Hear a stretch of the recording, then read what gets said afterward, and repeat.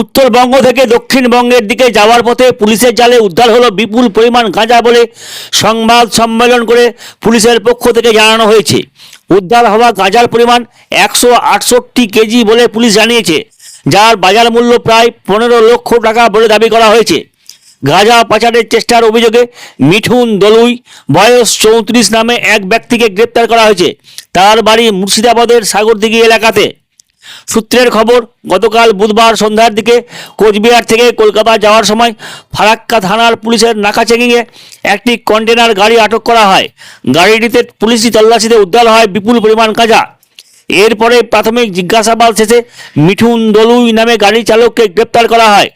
ধৃত ব্যক্তির 7 দিনের পুলিশ হেফাজত চেয়ে বৃহস্পতিবার দিন আদালতে পেশ করা হয় পুলিশের পক্ষ থেকে। মাদক পাচারের ঘটনায় আরও কেউ জড়িত রয়েছে কিনা জানতে তদন্ত শুরু হয়েছে বলে ফারাক্কা থানার পুলিশ জানিয়েছে। এদিকে উত্তরবঙ্গ থেকে দক্ষিণবঙ্গে মাদক পাচারে মুর্শিদাবাদকে করিডর হিসেবে ব্যবহার করছে মাদক পাচারকারীরা। ইতিপূর্বে একাধিক মাদক পাচারকারীদের মধ্যে পুরুষদের পাশাপাশি একাধিক মহিলা সদস্যরাও পুলিশের জালে ধরা পড়েছে। বারবার একই ধরনের ঘটনা ঘটতে থাকায় সাধারণ মানুষের মধ্যে চাঞ্চল্য লক্ষ্য করা গেছে। ফারাক্কা থানা এবং জঙ্গিপুর ক্রাইম সেলের কাছে ইনফরমেশন আছে, একটা সোর্স ইনফরমেশন। তার পরিপ্রেক্ষিতে আমরা ফারাক্কা ব্যারেজে আমাদের যে নাকা পয়েন্ট আছে, সেই নাকা পয়েন্টে একটা 6 চাকার কন্টেনার গাড়িকে আমরা ইন্টারসেপ্ট করি এবং গাড়ির যে ড্রাইভার ছিল মিঠুন দলুই, তার বাড়ি হচ্ছে সাগরদিঘি।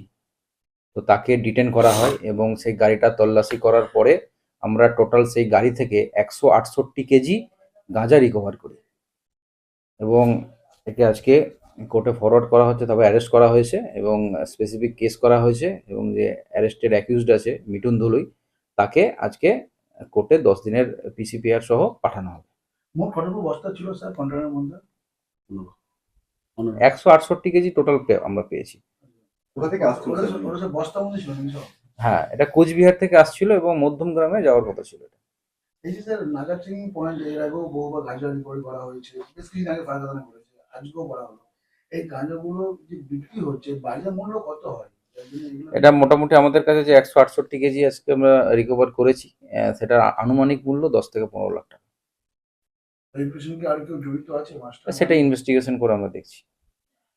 গাড়িটা কি মানে কোচবিহার থেকে ফারাক্কার দিকে আসছিল সে সময়? হ্যাঁ, কোচবিহার থেকে যাচ্ছিল, মানে বহরমপুর দিকে যাচ্ছিল। হুম। তো আমরা সেটা ফারাক্কা ব্যারেজ যে নাকা পয়েন্ট আছে সেখানে গাড়িটা ইন্টারসেপ্ট করি। এই যে গাঁজাগুলো এখান থেকে নিয়ে আসছিল, এর যে নিয়ে আসছিল সে কি চালক না সে নিজেই গাঁজাগুলো বিক্রি করে? এখন এটা তো আমাদের একদম প্রাইমারি আমরা জাস্ট ইন্টারসেপ্ট করে ধরেছি। আমরা এটা পিসিতে নিয়ে আসি, তারপরে বাকিটা আমরা ইনভেস্টিগেশন করে বুঝতে পারবো যে কে এর পেছনে, আরো কেউ ছিল, এ নিজে ছিল, সেটা আমরা তদন্ত করে দেখছি। যাকে ধরেছেন সেই গাড়ি চালিয়ে আসছে। হ্যাঁ, কদিনের বেশি নিচ্ছে? 10 দিন।